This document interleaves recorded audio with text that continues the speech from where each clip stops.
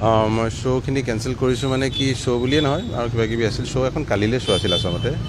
আৰু এখন শ্ব' দুখন শ্ব' আমাৰ যিখিনি সকামৰ 13 দিনীয়া যিটো হয় ঘৰত সেই বুলি কৈছোঁ মানুহে তাত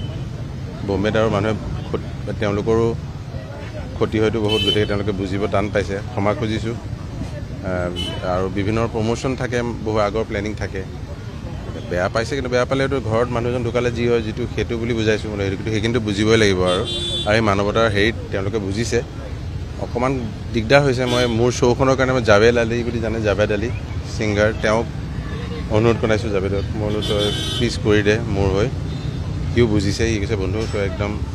চিন্তা নকৰিবি কৰ মই তোৰ হৈ জুবিনদাৰ হৈ কৈ মই শ্ব'খন কৰিম এনেকৈ কৈছোঁ কাইলৈ শ্ব' আছে কাইলৈ 13 দিন হ'ব মই সেই বুলিয়ে ক'লোঁ মই 13 দিনলৈকে একচুৱেলি চবেই বাতিল কৰিছোঁ গতিকে তেওঁলোকে বুজিছে আৰু ক্ষমা খুজিছোঁ কি কৰিবা তাত সেইটো মই আচলতে মোক সেই দেৱজিৎ শইকীয়া লণ্ডাই ফোন কৰিছিলে যেতিয়া মই ডুবাইত আছিলোঁ ঢুকুৱা দিনা সেই আহি পাইছোঁ তেওঁ ফোন কৰিছিলে সেইদিনাই কৈছিলে মোক যে এনেকুৱা এটা মেটচ এটা আছে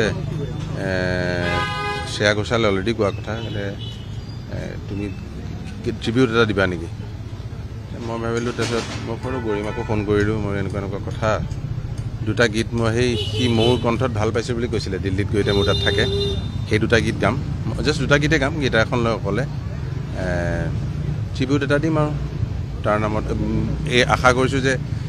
কাৰণ কি অ'পেনিং চেৰেমনি গতিকে অ'পেনিং চেৰেমনিটো বৰ ডাঙৰ বস্তু ৱৰ্ল্ড কাপৰ চ' অ'পেনিং চেৰেমনিত যদি সেই গীতকেইটা যদি তেওঁলোকে যদি মানে মাধ্যমেৰে আমাৰ প্ৰচাৰ মাধ্যমেৰে যদি গৈ বস্তু পৃথিৱীত মানুহে দেখে শুনে সেইটোও ভাল লাগিব কিমান হয় নাজানো মই গাম আৰু নিজৰ ফালৰ পৰা